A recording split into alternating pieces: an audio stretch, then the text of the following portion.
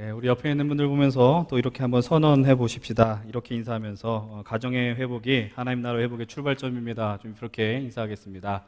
가정의 회복이 하나님 나라 회복의 출발점입니다. 예, 이 선언 그리고 이 고백이 또 우리 삶 속에서 정말 구현이 되었으면 좋겠다라는 생각을 해보게 됩니다. 오늘의 주제는 결혼입니다. 여러분들 아마 살아오면서 결혼을 주제로 한 설교들을 몇 번은 들어보시지 않았을까 이런 생각을 해봐요. 오늘 나누게 될 이 말씀도 어떻게 보면은 좀 그런 여러분들이 들었었던 이 설교에서 뭐 그 범주가 크게 벗어나지 않았을 내용인지 모릅니다. 이제 우리가 5월 첫째 주일부터 말씀을 시작을 했어요. 벌써 네 번째 주일이 됐는데 이 하나님 나라의 어떤 이 회복 그리고 출발점이라는 주제로 그 회복의 가장 중요한 기본 중에 기본이 뭐냐? 이 가정이라는 작은 최소 단위부터 풀어 나가야 되는데 이 가정을 이루는 가장 기본적인 그 단위는 바로 부부라는 관계 속에서 벌어지는 것이죠. 부부에 대한 이야기를 나누는 것은 아주 굉장한 의미가 있다라고 생각을 해봅니다. 뭐 여러분들이 단순히 청년들이기 때문에 뭐 나는 미혼이기 때문에 이 말씀을 들어야 돼 이런 것뿐만이 아니고 이미 결혼을 하신 분들도 그리고 뭐 결혼을 하신 지 뭐 나는 신혼이야 뭐 이런 분들만이 아니라 뭐 몇 년을 사셨던 분들이든 상관없이 오늘 말씀들이 우리가 좀 겸손하게 귀를 열고 또 이 말씀 속에서 하나님이 전하시는 우리에게 주고 싶은 게 뭐냐 좀 우리가 이렇게 들리는 말씀이 되었으면 하는 그런 바람이 있습니다. 그래서 오늘 우리가 선택한 이 에베소서 본문을 이제 2주간에 걸쳐서 나누려고 합니다. 그래서 좀 이 결혼이란 무엇이냐 또 한 남자와 여자가 만나는 게 무엇이냐 좀 그런 말씀들을 나누려고 해요. 오늘 말씀의 제목이 어떻습니까? 아주 많이 직설적이잖아요. 그렇죠? 결혼은 현실이다. 이 말에 동의하십니까? 결혼은 현실이다라는 거. 좀 결혼하신 분들이라면 이 말이 뭔지 좀 와닿으실 것 같아요. 그러면서 이제 속으로 생각하시잖아요. 내가 좀 살아보고 결혼했어야 되는데, 막 이러고. 그러면 안 돼요, 사실. 그러시면 안 돼요. 사실 결혼을 앞둔 미혼들에게 있어서는 결혼은 어때요? 이게 하나의 좀 미지의 세계 같고, 로망이라고 표현하지 않습니까? 나는 결혼을 하면 이렇게 살 테야. 결혼하면 뭐 어떤 것을 꾸미고 살 테야. 나름의 어떤 로망을 갖게 마련입니다. 이런 생각을 품는 게 참 어떻게 보면 요즘 시대에 참 감사한 일인 것 같아요. 왜 제가 감사한 일이라고 생각을 하냐? 요즘 들어 생기는 하나의 흐름이 있잖아요. 하나의 사조가 있어요. 그게 뭐냐면은 결혼은 그닥 좋은 게 아니다라는 어떤 흐름이 우리 시대 속에서 이제 막 밀려오기 시작합니다. 뉴스를 봐도 그래요. 결혼을 하면 너는 많은 것을 포기해야 돼. 결혼을 하게 되면 경제적인 부분이나 네가 누릴 수 있는 어떤 너의 성취할 수 있는 것을 넌 내려놔야 돼. 그리고 결혼을 하지 않게 되면 너는 스트레스도 덜 받게 돼. 이런 설문조사들이 막 나온다라는 것이죠. 이런 뉴스 기사들을 접하는 게 이상한 일이 아닙니다. 그래서 결혼이라는 게 마치 어떤 우리가 대학을 가고 뭐 어떤 직장에 취업하는 것 같은 하나의 인생에 있어서의 여정처럼 여겨지는 것도 좀 사실인 것 같아요. 근데 정말 그런가? 그럴 것이 만약에 사실이라면 오늘 우리가 이렇게 처음에 나눴었던 것처럼 가정의 회복은 하나님 나라 회복의 출발점입니다. 이렇게 외치는 것은 그냥 하나의 캐치프레이즈, 어떤 구호에 지나지 않는다라는 거죠. 하나님께서 왜 세상을 창조하시고 제일 먼저 무엇을 하셨어요? 남자와 여자를 만드신 다음에 가정을 이루게 했다고요. 결혼을 하게 하셨다라는 것이죠. 왜 우리가 그것을 왜 그렇게 하셨는가라는 그런 시선으로 우리의 이 세상 속에서 벌어진 일들을 보게 된다면 이 결혼이라는 것이 이 시대 속에서 얼마나 많이 왜곡이 됐냐, 얼마나 많이 삐뚤어졌는가를 우리는 금방 발견할 수 있어야 한다라는 것입니다. 다시 제목에 대한 이해로 좀 돌아갑니다. 결혼 정말 현실이에요. 결혼은 정말 현실이고요. 그러나 오늘서 우리가 얘기하는 그 현실이라는 것의 의미는 결혼을 해야 하면은 돈이 많이 들어. 뭐 어떤 집을 구해야 되고, 뭐 얼마를 연봉을 벌어야 되고, 자녀를 낳게 되면 나의 생각이 어떻게 변하게 되고, 뭐 내 신체가 어떻게 변화가 되고, 그런 것이 현실이다라는 것을 이야기해서 이 자리에 나온 것이 아닙니다. 그리고 그렇기 위해서 어떤 제목을 그렇게 정한 것이 아닙니다. 오히려 결혼이 현실이란 말의 의미는 이 결혼을 통해서 우리가 살아간 삶의 자리에서 하나님을 경험할 수 있는 또 하나님 나라를 누릴 수 있는 실제적인 통로가 될 수 있다. 그것이 무엇이냐? 바로 결혼이다. 그것이 그런 하나님 나라의 현실을 누릴 수 있는 통로다라는 것을 이야기해서 오늘 이 말씀의 주제를 선정했다라는 사실이에요. 오늘 우리가 이 결혼이라는 제도를 통해서 하나님 나라 공동체가 무엇이냐 이것을 우리가 좀 더 이제 경험하고 우리의 눈이 좀 믿음의 눈이 열렸으면 좋겠다라는 생각을 하게 됩니다. 오늘 우리가 선택한 에베소서는요, 가정, 특별히 결혼 그리고 남편과 아내의 관계를 성경 안에서 좀 가장 상세하게 아름답게 풀어낸 본문 중에 하나라고 우리가 이해할 수 있습니다. 근데 이 안에 담겨 있는 단어들이 이제 또 어떤 분들은 좀 불편하게 다가올 수 있어요. 뭐 복종하라, 뭐 말을 들어라, 뭐 머리다, 뭐 이런 이야기들 들을 때 너무 시대적 상황과 너무 맞지 않습니까?라고 이게 반문하는 분들이 분명 있을 수 있다라고 생각을 해봅니다.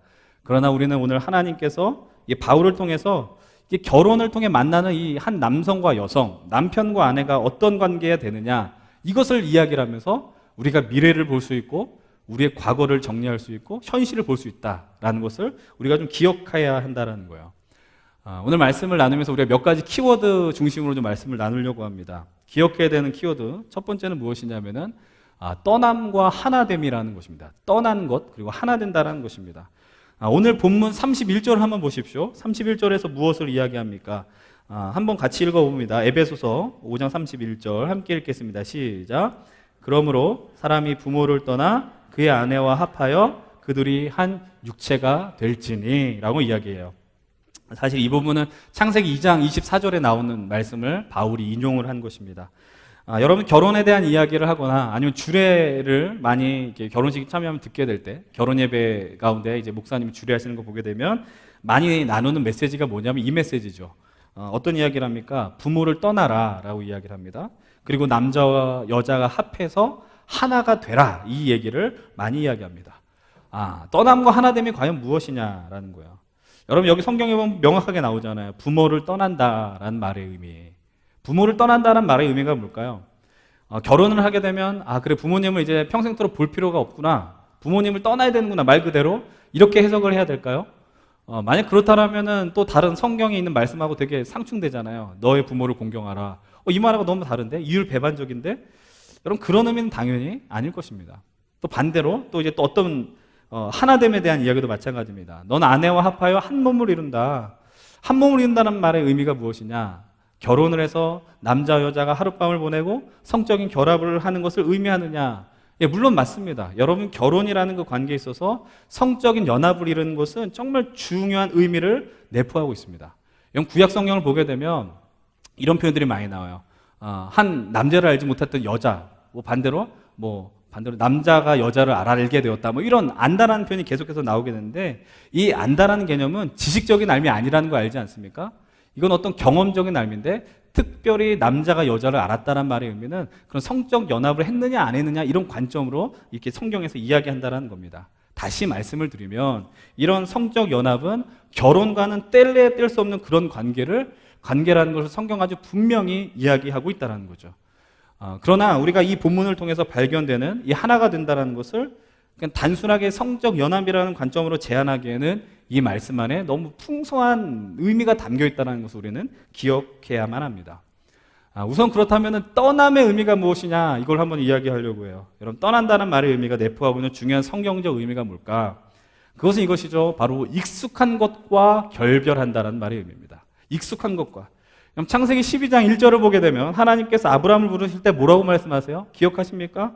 여호와께서 아브라함에게 이르시되 너는 너의 고향과 친척과 아버지의 집을 떠나서 내가 내게 보여줄 땅으로 가라라고 이야기를 하고 있습니다. 보여준 땅이 아니에요. 보여줄 땅으로 가라. 하나님이 아브라함에게 약속의 땅으로 인도하실 때 가장 먼저 말씀하셨던 전제의 말씀이 뭡니까? 너는 그곳을 떠나라라는 거예요. 네가 어딜 떠나느냐? 무엇으로부터 떠나는 거냐? 고향과 친척과 아버지의 집. 너의 삶의 터전, 기반, 그곳에서 떠나야 된다라고 지금 하나님께서는 아브라함에게 요청하셨어요. 그것은 무엇이냐? 너의 인생의 근본적인 어떤 형성을 했던 그 자리에서 너는 떠나야 돼. 사실 엄밀하게 이야기를 하면 하나님께서는 아브라함을 향해서 요청했던 것은 하나님과 관계없었던 인생을 살다 왔던 네가 이제 나와 관계하며 나의 나라로 들어오라고 초청하셨다라는 것입니다. 이 말씀 앞에서 우리가 부인할 수 없는 것은 무엇이냐면은 이제 아브라함이 하나님의 음성을 듣게 되었을 때 이제 내 삶의 주체가 무엇이냐, 내가 이제 무엇을 의지해야 하느냐라는 아주 깊은 명령 앞에 그 도전을, 그러니까 충격과 같은 도전을 받게 되었다라는 것입니다. 그런데 여러분들 이런 명령과 버금가는 명령을 하나님께서 어딜 향해서 주시는 거예요? 한 남자와 여자가 이루게 되는 이 가정이란 공동체에 이루고자 하는 사람들 향해서 던지는 거예요. 떠나라. 이건 충격적인 메시지예요. 네가 지금까지 의존했었고 의지했었던 곳에서 떠나라라고 지금 이야기를 하고 있는 겁니다. 여러분 한번 생각해 보십시오. 결혼을 하신 분들이라든지 아니면 미혼이라든지 다 상관없습니다. 여러분, 결혼을 감당하게 될 때 그럼 우리가 과연 무엇으로부터 떠나야 하느냐라는 것이에요. 무엇으로부터 과연 떠나야 될까? 아까 전에 말씀드렸지만 익숙한 것으로부터 떠난다라고 그랬잖아요. 그럼 여러분들이 뭐에 익숙했습니까? 여러분들이 지금까지 살아오면서 무엇에 의존하였느냐라는 거예요. 무엇을 의존하며 살았느냐? 결혼하기 전에 사람들이 무엇에 많이 의존합니까? 오늘 말씀에서도 볼 수 있잖아요. 부모를 떠나라.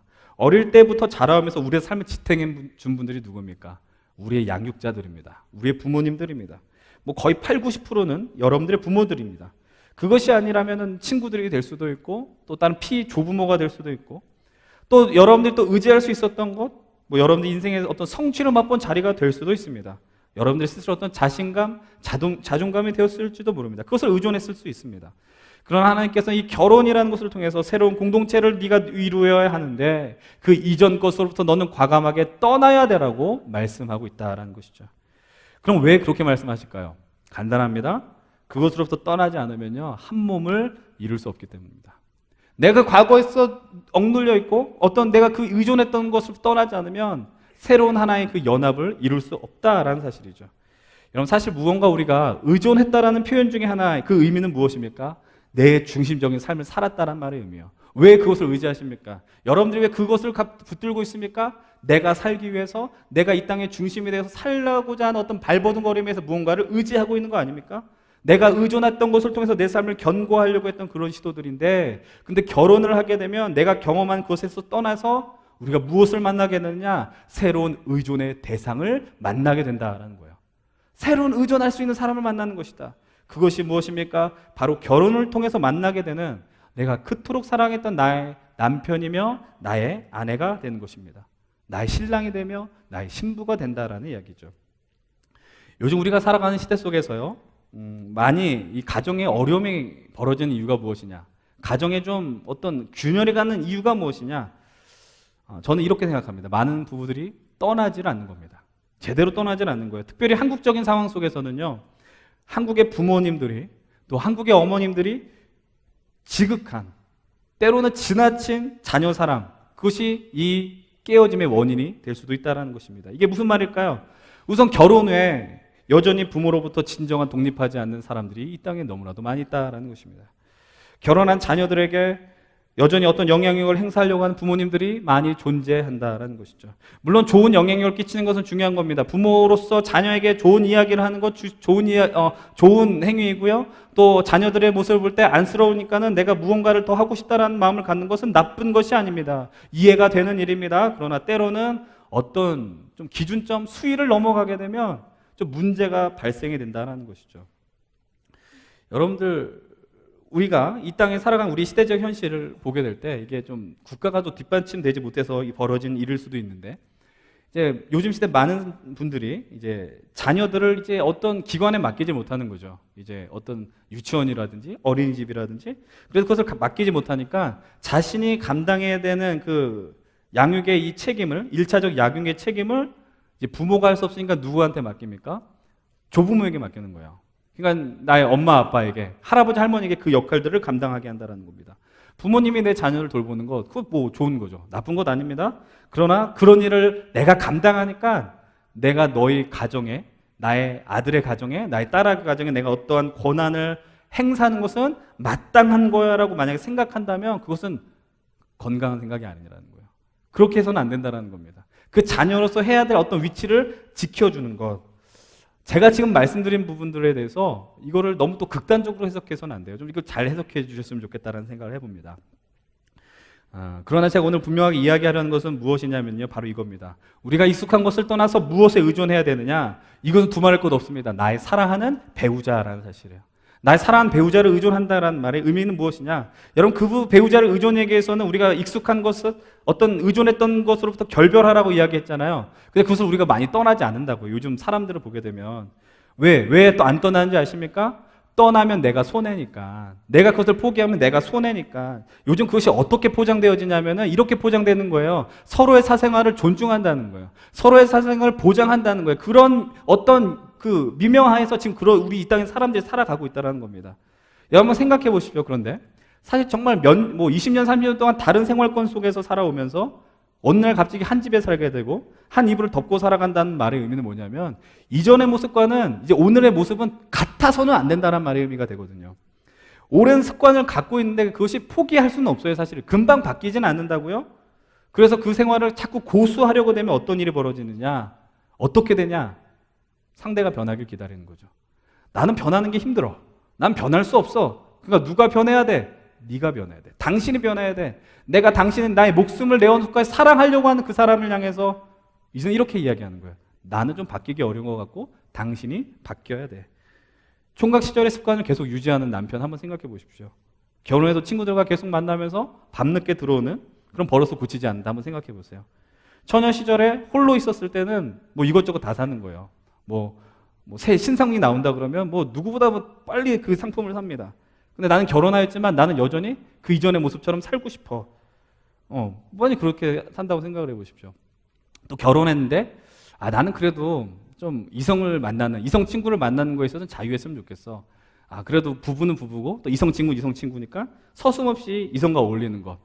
여러분 그것을 인정하지 않으면 쿨하지 못한 것입니까? 그것을 상대방을 향해서 이것을 이해해주지 못하면서 어떻게 나를 사랑할 수 있냐고 반문할 수 있을까요? 여러분 기억하십시오. 나는 그대로인데 내가 그 사람과 한 몸이 될 수 있다? 이건 말도 안 되는 일이다라는 거예요. 여러분 누군가 이런 이야기를 합니다. 한 몸이 된다는 이 말씀 앞에서 내가 반이 되고 결혼하면서 한 몸이 된다는 건 나와 상대가 반이 돼서 하나가 되는 것이다. 우리가 각자가 완전하지 못하니까 내가 상대의 부족함을 이해하고 상대도 나의 부족함을 이해하면서 살아가는 것이 그것이 결혼이고 그것이 한 몸을 이루며 살아가는 것이다. 여러분 이 말이 어떻습니까? 틀린 말입니까? 맞는 말이죠. 정말 하나가 되어서가 아니라 우리가 반반이 되어서 하나가 되는 것은 결혼 생활에 있어서 아주 중요한 것이다라는 겁니다. 그러나 오늘의 이 말씀의 제목과 같이 결혼이 현실이다. 이것을 기억하면서 다른 명제를 제가 한번 여러분들한테 드리도록 하겠습니다. 그 말의 의미는 뭐냐?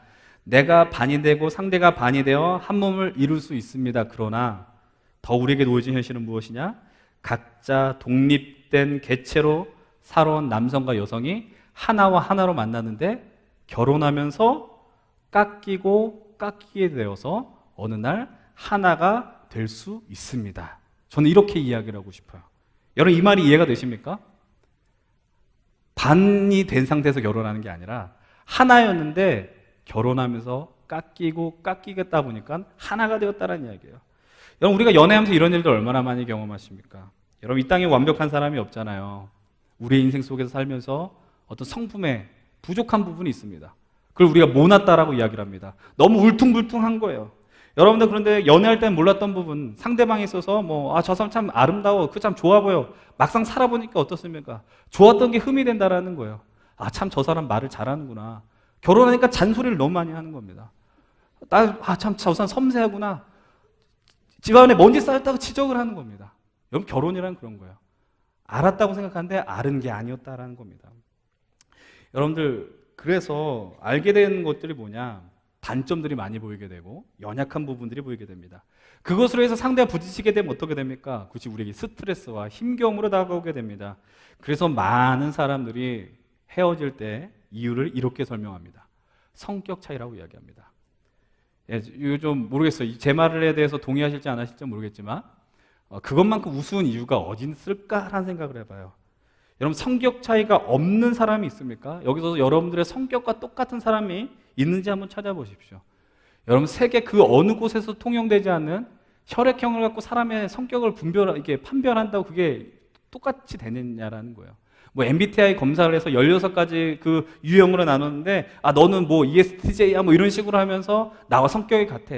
성격이 같지 않아요. 똑같을 수 없다라는 거예요. 여러분 이거 우리가 부인할 수 없잖아요. 나도 나를 모르잖아요. 나도 내가 어떤 인생을 사는지 모르잖아요. 근데 하나님이 허락하신 놀라운 관계, 부부관계가 깨짐을 규정하는 그 이유를 성격 차이로 규정한다는 것은 제가 되게 순화해서 표현하겠습니다. 너무나 아쉬운 일입니다. 성격 차이로 난 당신과 살 수 없다. 이 관계 속에서 필요한 게 뭐냐? 깎여지는 거예요. 무뎌지는 거예요. 그리고 내가 죽는 것입니다. 그것을 다른 단어로 표현하면 희생이고 죽는 것이다. 여러분 이것을 성경 안에서 아주 완벽하게 구현한 한 배우자가 있습니다. 그 사람이 누굴까요? 바로 지난주 우리가 잠깐 살펴봤었던 룻기에 등장하는 보아스입니다. 여러분들 좀 성경을 룻기로 한번 이렇게 돌려봐서 함께 말씀을 나눴으면 좋겠습니다. 구약으로 한번 넘어가 보십시다. 구약 406페이지에 있어요. 405페이지, 406페이지. 한번 여러분들 함께 나눠 이렇게 시선을 돌렸으면 좋겠습니다. 여러분 룻기 3장에서 여러분 그 내용을 잠깐 상기해 보십시오. 룻기 3장을 보게 되면 룻이 좀 여자로서 좀 수치스러운 일을 경험할 수도 있는 거잖아요. 밤늦게 보아스를 향해 찾아가는 거. 늦은 밤 시간에 나오미의 코치를 듣고 보리싹을 타작하는 마당으로 찾아가라. 거기에 보아스가 있고 보아스에게 쉽게 이야기하면 이겁니다. 먼저 청혼해라 라고 이야기를 하고 있는 겁니다. 왜 먼저 청혼하라고 이야기하느냐? 보아스는 어떤 존재입니까? 보아스는 이 무너져가는 나오미의 가정을 회복시킬 수 있는 정말 중요한 위치에 있는 사람이기 때문에 룻을 보내서 청혼하라고 이야기를 하고 있는 겁니다. 근데 여러분들 문제가 여기서 하나 발견이 돼요. 그게 무엇이냐면은 보아스가 아니라 또 다른 사람이 이 기업물을 우선순위에 있는 사람이라는 거예요. 그러니까 다시 말씀을 드리면 룻이 결혼해야 하고 하는 사람이 보아스 이전에 한 단계에 있는 그 기업물을 사람이 1순위에 누군가 있었다라는 겁니다. 그 사람을 제쳐놓고 보아스가 내가 엘리멜렉 가문을 잇겠습니다라고 하는 것은 그것은 말이 안 되는 어떤 상황이었다라는 것입니다. 그런 상황 속에서 룻기 한번 4장 1절을 한번 보십시오. 보아스가 말했던 그 기업 물을 1순위의 사람이 그곳을 지나가게 되는데 4장 1절 한번 읽어보겠습니다. 시작. 보아스가 성문으로 올라가서 거기 앉아 있더니 마침 보아스가 말하던 기업 물을 자가 지나가는지라. 보아스가 그에게 이르되 아무개여 이리로 와서 앉으라 하니 그가 와서 앉으매. 여러분들 그 기업물을 1순위의 사람이 지나가는데 그 사람의 이름이 여기 등장하지 않아요. 대신 뭐라고 지칭합니까? 아무개라고 지칭합니다. 여러분 이 사람의 이름이 없을 리가 만무하죠? 근데 이 성경의 저자는 의도적으로 이 사람의 이름을 밝혀주고 있지 않습니다. 보아스는 이곳에서 성읍의 장로 10명을 청하는 거예요. 그래서 내가 이 사람하고 하는 어떤 그 계약하는 것에 증인이 되어달라고 요청하고 있습니다. 보아스가 그 아무개를 향해서 어떤 이야기를 하느냐 이겁니다. 네가 엘리멜렉 가문의 땅에 그 토지를 살 수 있는 권한이 있는 사람이다. 네가 그것을 먼저 살려면 살아라. 네가 그것을 사지 않으면 그 다음은 바로 나의 차례다라고 이야기를 하고 있는 겁니다. 이 제안을 이 아무개 씨는 받아들입니까? 안 받아들입니까? 받아들입니다. 왜 받아들일까요? 자기에게 새로운 땅이 떨어지는 것 같거든요. 그리고 심지어 어떤 일이 벌어집니까? 젊은 여자와 결혼할 수 있는 어떤 놀라운 일이 벌어진다라고 스스로 생각했겠지 않습니까? 그리고 그 가문을 통해서 그 여자와 결혼하면서 나의 어떤 이 자손을 이어갈 수 있다, 이런 상상도 할 수 있다라는 것입니다. 그런데 그 대답에 이어서 보아스가 이야기를 하고 있는 거예요. 어떤 이야기를 하고 있느냐? 5절의 말씀을 한번 보세요. 5절의 말씀 한번 읽어봅시다. 4장 5절 시작. 보아스가 이르되 내가 나오미의 손에서 그 밭을 사는 날에 곧 죽은 자의 아내 모압 여인 룻에게서 사서 그 죽은 자의 기업을 그의 이름으로 세워야 할지니라 하니. 이 말의 의미 뭐냐면 이겁니다. 네가 나오미의 손에서 밭을 산다는 말의 의미는 네가 룻과 결혼하고 나서 죽은 자의 기업을 너의 이름으로 세우는 게 아니라 누구의 이름으로 세운다는 거예요? 엘리멜렉의 이름으로 세운다라는 말의 의미예요. 네가 그 땅을 사면은 룻과 결혼해야 되는데 여기까지는 괜찮아요. 그런데 네가 그 여인과 결혼하면서 너에게 감당되어지는 책임이 무엇이냐?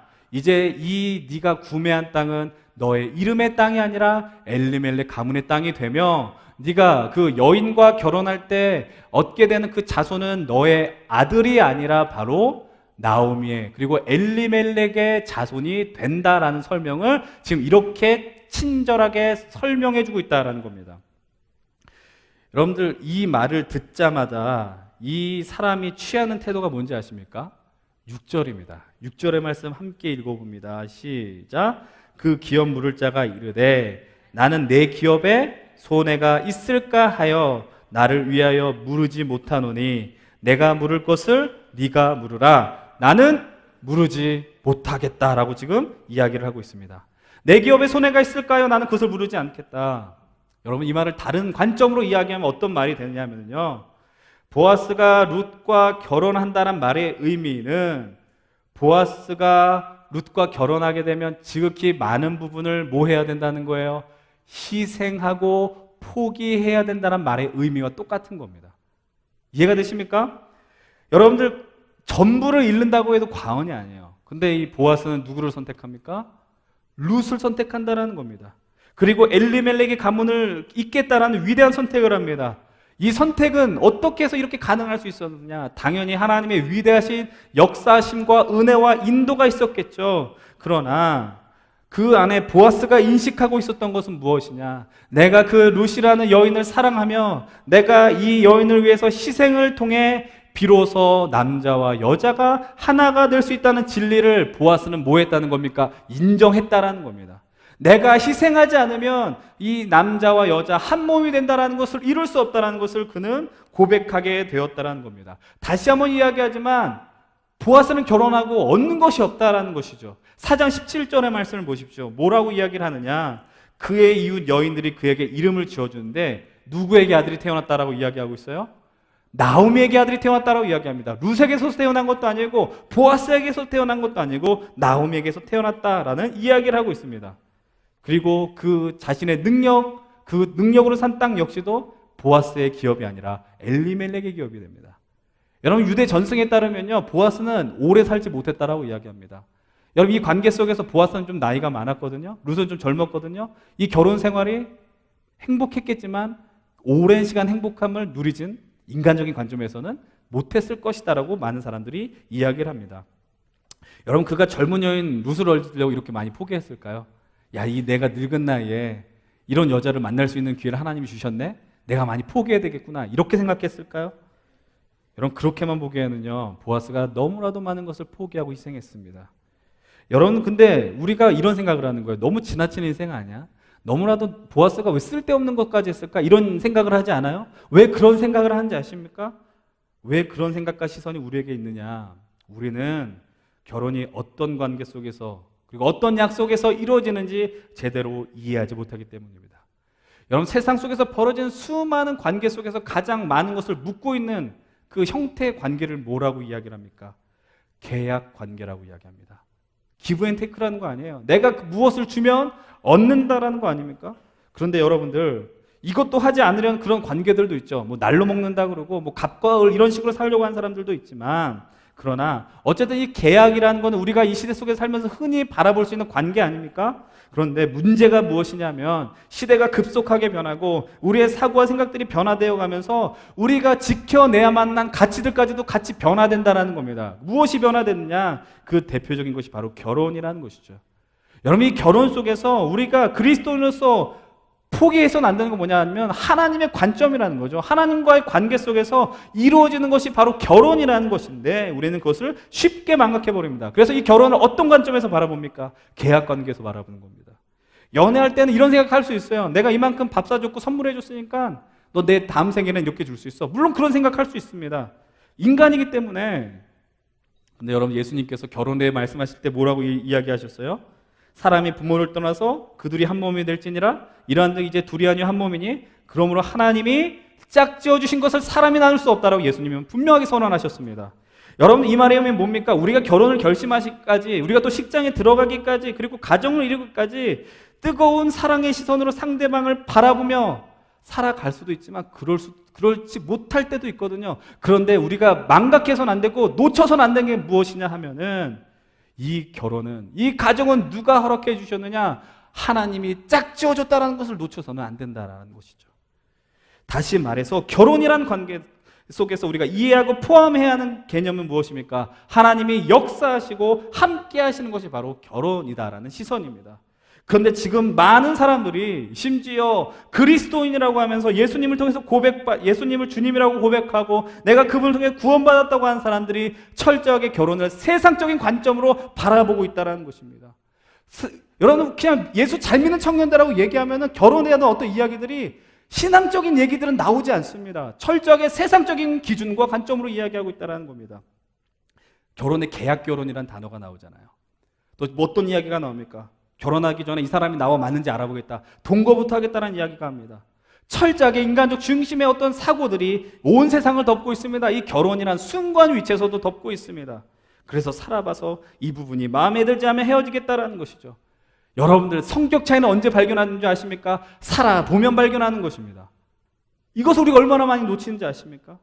여러분들 이 말의 의미는 뭐냐? 내가 왜 그대를 희생해야 합니까? 내가 왜 당신을 위해서 깎여야 합니까? 이렇게 대립하다가 결국은 모두 꺾어지는 불행한 상황이 이 시대 속에서 너무나도 많이 발견된다는 것입니다. 여러분, 결혼 전부터도 어떤 일이 벌어져요? 세상의 관점을 극복하지 못하는 거예요. 신랑 신부가 될 사람들이 다투는 이유가 뭡니까? 나는 결혼할 때 이만큼 준비했는데 너는 왜 그렇게 못하느냐? 남자는 최소한 이 정도 어떤 집을 준비해야 되지 않느냐? 여자라면 어느 정도 혼수해야 되지 않느냐? 내 사회적 지위가 있는데 내 결혼식은 이 정도 격에 맞춰서 해야 되지 않느냐? 제가 분명하게 말씀드리지만 이렇게 타락하고 왜곡되어진 결혼의 시선들이 진정하게 우리의 현실이냐라는 것이에요. 우리가 진정으로 하나님의 사람이라고 생각한다면, 내가 주님의 사람으로 내가 말씀을 붙들고 살겠다고 결단한다면 이런 타락한 생각에 휩싸일 수 없다라는 것입니다. 기억하십시오. 결혼은 계약 관계가 아닙니다. 하나님이 허락하시는 언약 관계라는 거예요. 결혼의 주도권을 누가 갖고 있습니까? 하나님이 갖고 계십니다. 하나님이 주도하시는 결혼이기 때문에 우리가 감히 이렇게 선언할 수 있는 거예요. 가정이 하나님의 나라입니다. 가정의 회복이 하나님 나라의 출발점입니다. 그래서 우리들은 너무나도 쉽게 나이가 찼으니까 결혼을 빨리 해야 해, 신앙이 없는 사람이라도 찾아서 빨리 해야 해 라는 말을 너무나도 쉽게, 물론 쉽게 하는 것은 아닐지 모르지만 그렇게 이야기해서는 안 된다는 사실입니다. 이번 주에 어떤 청년과 짧은 대화를 나눴어요. 갑자기 밤에 카톡이 왔는데 갑자기 누군가로부터 소개를 받기로 했다는데 그 상대가 거절했다는 겁니다. 그 거절의 이유가 무엇이냐? 상대방은 교회를 다니지 않는 사람인데 이렇게 얘기했다는 거예요. 당신은 참 믿음이 좋아 보여서 제가 못 만나겠다고. 네, 믿음이 좋아 보여서. 여러분, 충분히 좌절할 수 있는 상황입니다. 믿음이 좋아 보이는 게 문제입니까? 아니잖아요. 근데 그런 상황 속에서 저는 한 채 망설임 없이 이렇게 이야기했습니다. 하나님께서 그대의 순간적으로 흐려진 판단력을 막으셨다. 믿음의 배우자가 아닌 사람을 만나게 하시려고 막았다. 농담 같은 이야기지만 저는 정말 그렇게 생각합니다. 그 청년은 그렇게 만나서는 안 되거든요. 하나님이 주도하시는 결혼을 충분히 누릴 수 있는 자격이 있는 사람이거든요. 그런데 이 현실이라는 문제로 쉽게 하나님 나라를 세우는 과정을, 그리고 가정이 하나님 나라가 되어야 하는데 가정을 선교지로 만들려고 하는 것을 어떻게 제가 그냥 보고 있을 수 있겠습니까? 여러분, 많은 사람들이 여전히 이런 생각합니다. 결혼은 나랑 딱 맞는 사람하고 결혼하는 것이다. 미안한 얘기지만 여러분들하고 맞는 사람이 이 땅에 단 한 사람도 없어요. 여러분들 스스로를 돌아보세요. 아, 나랑 맞는 사람이 있을까? 없다라는 거예요. 그러나 여러분, 어떤 일이 벌어집니까? 내가 당신의 연약한 부분까지 사랑하겠습니다. 내가 당신의 부족한 부분까지 내가 당신을 위해 희생하겠노라, 죽겠노라, 이런 위대한 이런 약속을 통해서 수많은 가정이 탄생되었고 유지되었음을 기억하십시오. 아니, 그런 것 하지 않았을 수도 있습니다. 그러나 하나님의 은혜로 말미암아 상대가 나를 품어주고 이해하는 그런 놀라운 역사들이 우리 삶 속에서 변화되어 또 일어나서 그 가정이 유지될 수 있다는 사실도 기억하십시다. 그래서 하나님께서 어떤 일을 행하신지 아십니까? 오늘 본문은 결혼에 대해서 결혼 자체로 접근하지 않고 더 큰 위대한 사건과 연결하여 결부시켜 하나님이 말씀하십니다. 그것이 무엇입니까? 다시 에베소서로 우리가 시선을 돌립시다. 에베소서로 가서 에베소서 5장의 말씀입니다. 에베소서 5장, 여러분 31절 이후의 말씀을 보게 되시면 뭐라고 이야기를 합니까? 한 육체가 될지니 라고 이야기하면서 바울이 뭐라고 이야기를 하느냐? 비밀이 있다라는 이야기를 하는 거예요. 비밀이 크다. 이 비밀은 무엇이냐? 결혼이라는 것은 하나님의 엄청난 역사인데 왜 그러느냐? 32절 같이 한번 읽어봅시다. 32절 시작. 이 비밀이 크도다. 나는 그리스도와 교회에 대하여 말하노라. 여러분들, 결혼이라는 사건을 통해서 주님이 말씀하시는 것이 뭐냐? 바로 예수 그리스도와 교회를 신랑과 신부의 관계로 연결시킬 수 있다는 것입니다. 바로 부부 결혼과 연결된 비유입니다.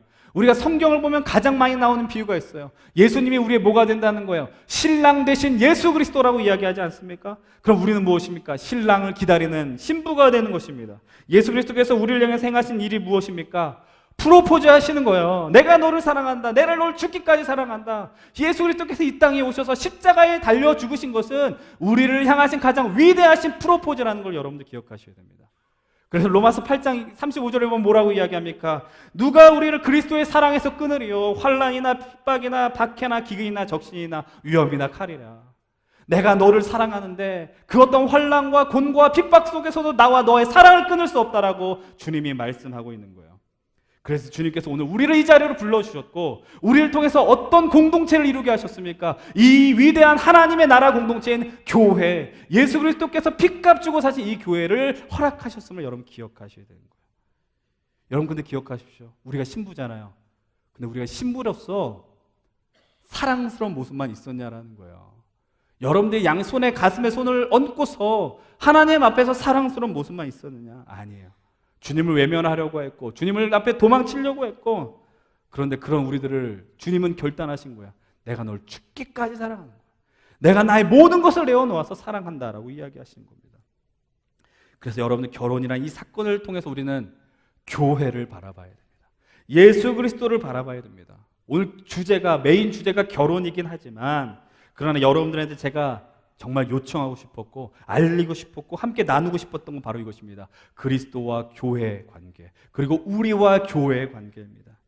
여러분 그분의 철저한 희생과 헌신을 통해서 이 위대하게 이룬 이 하나님의 나라 공동체인 이 믿음의 공동체에서 우리가 할 수 있는 일이 무엇입니까? 그리고 해야만 하는 마땅한 일이 무엇인지 아십니까? 우리가 결혼 속에서 신랑과 신부가 서로 깎이는 것처럼 우리들도 깎여질 수 있다는 거야. 근데 여러분들 이 세계 속에서 많은 사람들이 교회를 어떻게 생각합니까? 신앙생활을 어떻게 합니까? 이 정도 하면 됐지라는 거죠. 주일날 예배 나오면 됐지. 이 정도 봉사하면 됐지. 헌신하면 됐지. 선을 긋습니다. 이 정도면 됐지라는. 그래서 진정한 하나님 나라를 누리지 못한다라는 거야. 아니 선을 긋고 이 사람이 더 내게 깊이 들어오게 되는 것을 방어하는 겁니다. 왜요? 상처 입을까 봐.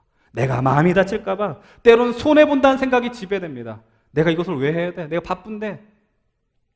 여러분들 기억하십시오. 감히 주님께서 우리를 위하여 행하신 일을 기억하고 나아가면서 내가 이 자리에서 하는 일이 엄청난 헌신이며 섬김이라고 스스로 자화자찬하지 마십시오.